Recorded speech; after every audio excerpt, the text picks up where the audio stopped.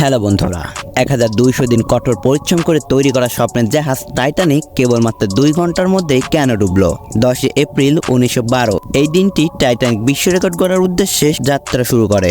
ওই দিন আটলান্টিক সাগর ছিল নিস্তব্ধ, স্নিগ্ধ, শান্ত।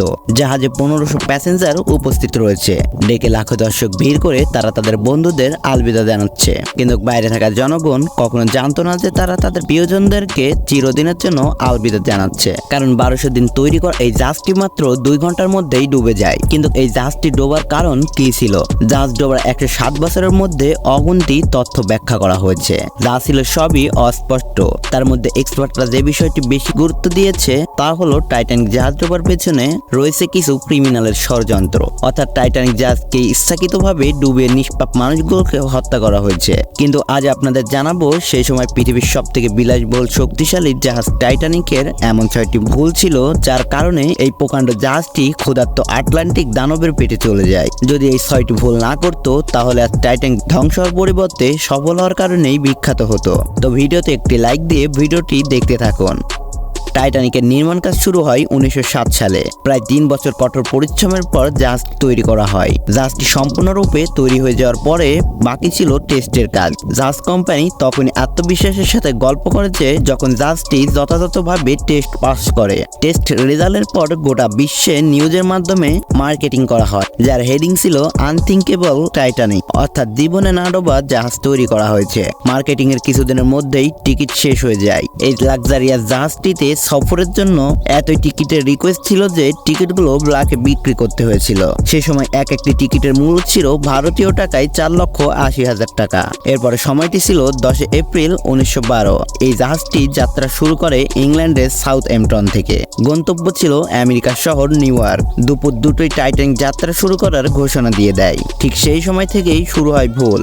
জাহাজের ক্যাপ্টেন স্মিথ ছিল একজন একরোখা ব্যক্তি। তিনি ঘোষণা করেন, আমাদের 7 দিনের মধ্যে নিউ ইয়র্কে পৌঁছাতে হবে। কম সময়ে আটলান্টিক সাগর পাড়ি দেওয়ার রেকর্ড গড়ার ভূত তার মাথায় চাপে, আর সে জাহাজের গতি বাড়িয়ে দেয়। এটি ছিল তার প্রথম ভুল। তার মতে 7 দিনের মধ্যে যদি জাহাজ না গন্তব্যস্থানে পৌঁছায় তবে টাইটানিকের সম্মান নষ্ট হয়ে যাবে। পৃথিবীর যে কোনো গাড়ির ইঞ্জিনের লিমিটেড অপারেটিং প্রসিডিউর থাকে, আর এই অংশটি টাইটানিক জাহাজের সাথে লঙ্ঘন করা হয়।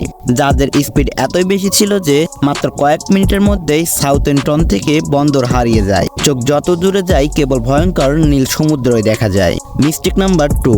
এখন টাইটানিক তার যাত্রায় 3 দিন টানা 72 ঘন্টা একই গতিতে নিউ ইয়র্কের দিকে অগ্রসর হতে থাকে টাইটানিক। ওই দিন 15 এপ্রিল 1912 সমুদ্রের চতুর্দিকে কুয়াশায় আচ্ছন্ন ছিল, যার কারণে ভিজিবিলিটিও অনেক কম হয়ে যায়। ওই সময় আরো একটি জাহাজ যেটি টাইটানিকের থেকে কিছু মিটার আগে ছিল।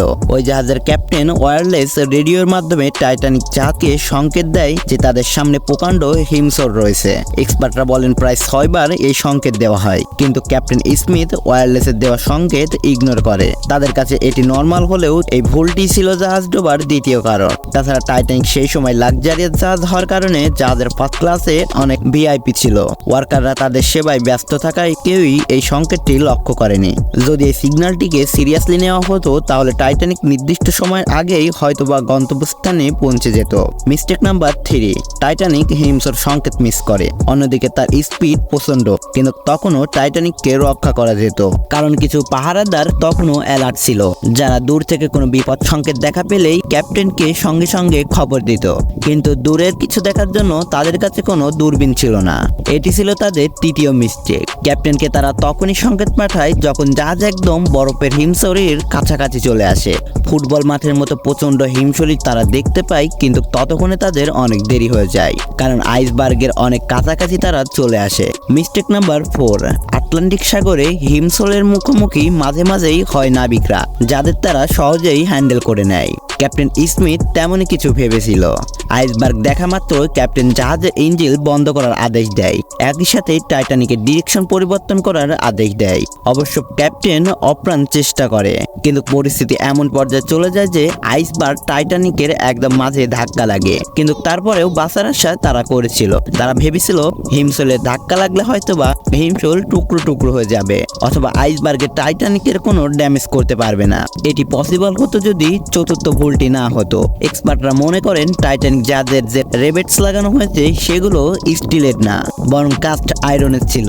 এদের কাজ হলো লোহার বড় বড় পিসদের জয়েন্ট করা, কিন্তু কাস্ট আয়রন স্টিলের থেকে নরম হওয়ার কারণে হিমশলে ধাক্কা লাগার সাথে সাথেই রিবিটস খুলে যায়। এরপর ক্যাপ্টেন স্মিথ যা ভেবেছিল তাই হতে আর বেশি টাইম লাগেনি। মিস্টেক নাম্বার 5, প্রকাণ্ড আইসবার্গে ধাক্কা লাগার পরে নিচের অংশ দিয়ে পানি ভিতরে প্রবেশ হওয়া শুরু করে দেয়। মিস্টেক নাম্বার 5, প্রকাণ্ড আইসবার্গে ধাক্কা লাগার পরে নিচের অংশ দিয়ে পানি ভিতরে প্রবেশ হওয়া শুরু করে দেয়। এই ঘটনার পরে টাইটানিকের প্যাসেঞ্জারদের সতর্ক করে দেওয়া হয়। ইতিমধ্যে টাইটানিকের মধ্যে পানি প্রবেশ শুরু হয়ে যায়।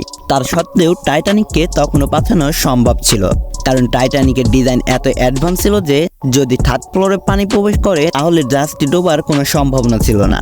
কিন্তু ওই দিন কপাল সবারই খারাপ ছিল, কারণ থার্ড ফ্লোরে অতিক্রম করে চতুর্থ ফ্লোরেও পানি প্রবেশ হতে শুরু করে।